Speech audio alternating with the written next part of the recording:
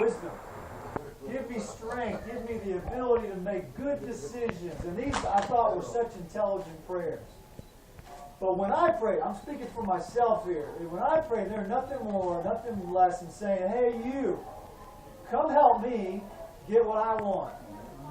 And this was a very different prayer. I kind of broke down. I was in my home office in a little dinky apartment in Atlanta. I was 3.5 months behind on my rent, not to mention other creditors. And I just put my head on my desk and I said, look, I don't know what to do anymore. Tell me what to do and I will do it. And I meant it, maybe for the first time. I just gave up.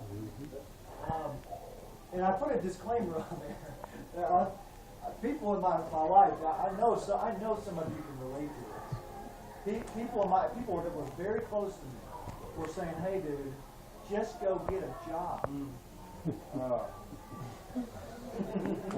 I think, I was 16 years in my chosen profession. This was about 3-4 years ago. Just go get a job. I mean, I felt like getting kicked in the stomach.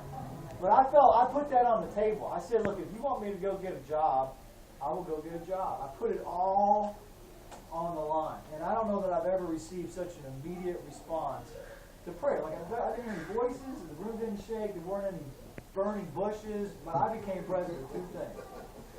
And very clear on these two things. One is that I've been given much. That's right.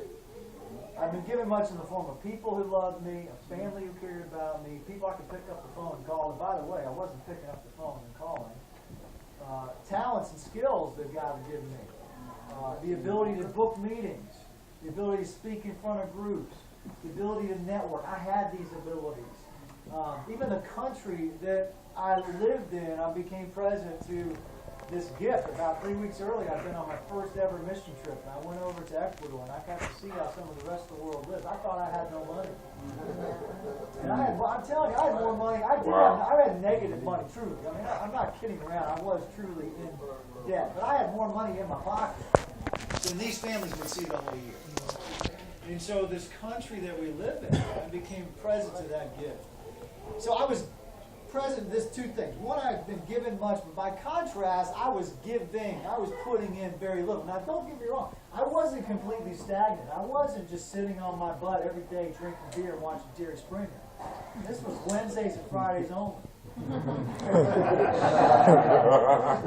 did do a little bit of that. But I would go to meetings. I would shake hands. I'd put on a pretty face. I'd make some phone calls. I'd go through the motions here and there, but I just wasn't fully committed. Are you with me on this? Mm-hmm. Yeah. And my father's a retired preacher, and he used to tell me stories about a minister who went into a mental institution.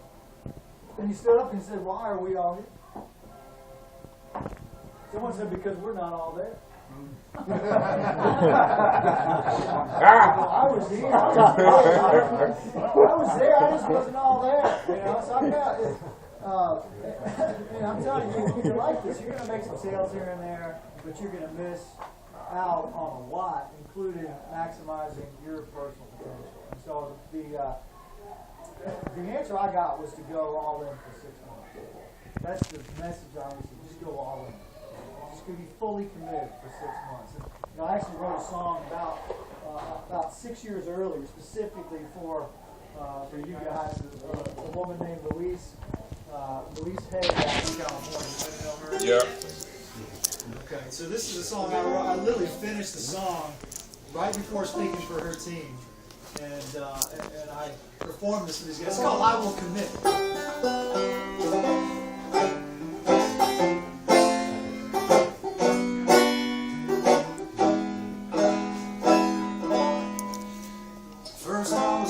I was scared as hell.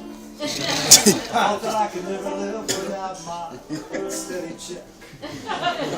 But I spent so many days in a job I could not stand, and I made a plan to stop working for the man, and so I quit. I started working for myself, and now I'm finally alive. I should have done this long ago. I finally broke free.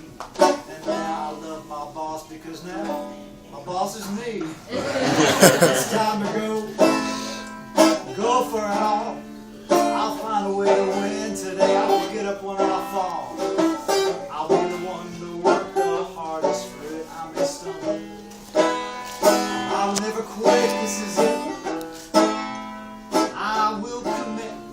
As long as I know how to breathe, I will keep going for it. I got everything to gain. I got all you folks to train. And I'll commit. I will commit.